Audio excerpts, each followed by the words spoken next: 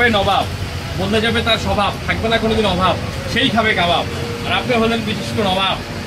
সুন্দরে মন ভরে না, মন ভুলে তার গুণে, কাবাব খাইলে স্বাদ লাগে না, স্বাদ লাগে তার মশলার গুণে। আবার কেউ কেউ বলে কাবাব খেলে স্বাদ লাগে না, স্বাদ লাগে লোকমান মামার হাতের কারিশমার কারণে। ধন্যবাদ। জি জি, আপনাকে ধন্যবাদ।